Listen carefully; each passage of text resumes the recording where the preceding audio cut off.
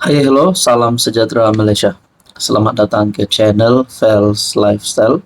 Terima kasih kerana terus setia dan terus bersama di dalam channel ini. Tuan-tuan dan puan, mungkin ramai yang sudah ternanti-nanti keputusan melibatkan Muhyiddin Yassin, yaitu berkaitan dengan kes hasutan. Mungkin ada yang tertanya-tanya, apa sudah keputusan terkini, apa perkembangan terkini berkaitan dengan kes hasutan melibatkan nama bekas Perdana Menteri Muhyiddin Yassin. Kes hasutan, pendakwaan akan fail bantahan awal terhadap permohonan Muhyiddin. Pihak pendakwaan akan mengemukakan bantahan awal terhadap permohonan bekas PM Tan Sri Muhyiddin Yassin bagi merujuk persoalan undang-undang berhubung Akta Hasutan 1948 ke Mahkamah Persekutuan.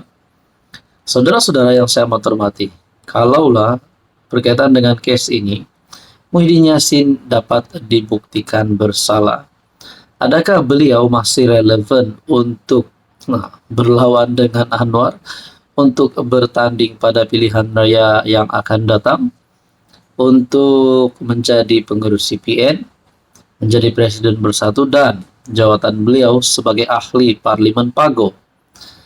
Tuan-tuan, timbalan pendakwa raya Datuk Razali Sheikh Ani memaklumkan perkara itu kepada Hakim Mahkamah Tinggi Datuk Muhammad Jamil Husin. Ketika pengurusan kes berkenaan, terdahulu Peguam Amer Hamzah Arshad yang mewakili Muhyiddin memaklumkan kepada mahkamah bahawa pihaknya telah memfailkan permohonan untuk merujuk persoalan undang-undang itu di bawah Seksyen 84 Akta Mahkamah Kehakiman 1964 berhubung kes hasutan anak guamnya pada 4 April. Untuk makluman mahkamah, pihak kami telah memfailkan afidavit sokongan dan kami juga akan memfailkan afidavit tambahan bagi menyokong permohonan tersebut. Memandangkan notis permohonan itu masih belum dimeterai, kami memohon agar mahkamah menetapkan tarikh pengurusan kes selanjutnya dan memohon agar kehadiran anak guam dikecualikan pada prosiding akan datang, katanya yang turut dibantu Peguam Joshua Tay. Hakim Muhammad Jamil kemudian menetapkan 29 April untuk pengurusan kes selanjutnya dan membenarkan permohonan pembelaan agar kehadiran pengurus CPN itu dikecualikan pada prosiding akan datang. Kes itu pada asalnya disebut di Mahkamah Session Gua Musang, Kelantan pada 27 Ogos 2024. Muhyiddin 77 mengaku tidak bersalah atas pertuduhan menyebut perkataan menghasut semasa kempen PRK Dun Nenggiri di Dewan Semai Bakti Felda Perasu antara 10.30 malam sehingga 11.50 malam. Kenyataan menghasut itu berkenaan dakwaan beliau tidak dijemput oleh Yang di-Pertuan Agong selepas PRU ke-15 untuk mengangkat sumpah sebagai PM, walaupun dikatakan mempunyai sokongan 115 daripada 222 ahli parlimen pada masa itu.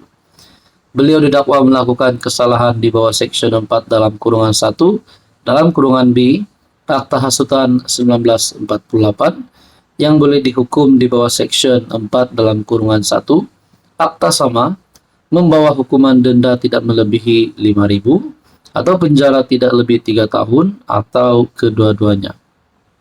Pendakwaan turut dikendalikan timbalan pendakwa raya Azlina Rasdi, Nadia Muhammad Izhar, dan Abdul Malik Ayub. Rupanya ini adalah berkaitan dengan pada pilihan raya umum ke-15. Kenyataan menghasut itu berkenaan dakwaan beliau tidak dijemput oleh Yang di-Pertuan Agong selepas PRU 15 untuk mengangkat sumpah sebagai PM, walaupun dikatakan mempunyai 115 sokongan. Jadi saudara-saudara, apa komen Anda berkaitan dengan isu ini? Halo semua, salam sejahtera Malaysia. Selamat datang ke channel Fels Lifestyle. Terima kasih karena terus setia dan terus bersama di dalam channel ini. Saudara-saudara, tuan-tuan dan puan, tiba-tiba satu lagi penemuan ataupun satu lagi dana berjuta-juta disebut, dan kali ini melibatkan Parti UMNO. Tuan-tuan dan puan, tidak pasti RM16 juta ini adalah duit sakau kah, duit yang diseleweng kah, duit yang dicuri kah, tak pastilah.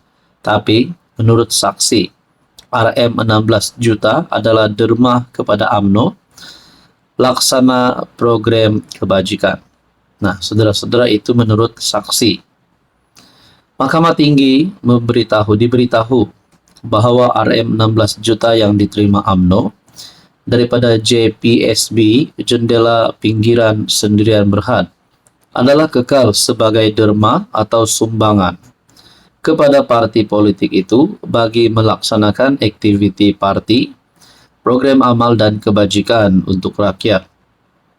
Setiausaha Kerja UMNO, Datuk Muhammad Sumali Redwan berkata, dalam rekod UMNO sejak April 2015, tiada sebarang aduan, bantahan, atau tuntutan diterima oleh parti itu berkenaan dengan penerimaan RM16 juta tersebut. Hanya selepas lebih 6 tahun, tuntutan ini dibuat terhadap UMNO oleh plaintiff yang mendakwa bahwa RM16 juta itu diserahkan kepada UMNO secara salah dan penipuan ataupun fraud akibat pelanggaran kewajiban dan pecah amanah oleh bekas pengarah-pengarah plaintiff. Kata saksi defendant itu yang mewakili UMNO. Beliau berkata demikian menerusi pernyataan saksinya pada perbicaraan kes saman yang difailkan oleh SRC International Sendirian Berhad dan dua anak syarikatnya, Gandingan Mentari Sendirian Berhad dan Jendela Pinggiran Sendirian Berhad JPSB terhadap UMNO dan UMNO Selangor pada Mei 2021. Saudara-saudara yang saya hormati, kalaulah RM16 juta ini, perjalanan RM16 juta ini kepada parti UMNO mempunyai salah laku, pecah amanah dan sebagainya, ataupun rasuah, adakah Anwar Ibrahim akan berdiam diri? Nah, itulah persoalannya. Kalau benarlah ini melibatkan penipuan ataupun fraud, adakah Anwar Ibrahim tidak akan membuang masa lagi, akan terus membuang UMNO, tidak bersama-sama dengan UMNO di dalam kerajaan, ataupun menghentikan kerjasama bersama dengan UMNO? Nah, ini menjadi persoalan dan pertanyaan saja. Saudara-saudara, menurut Anda, apa komen Anda?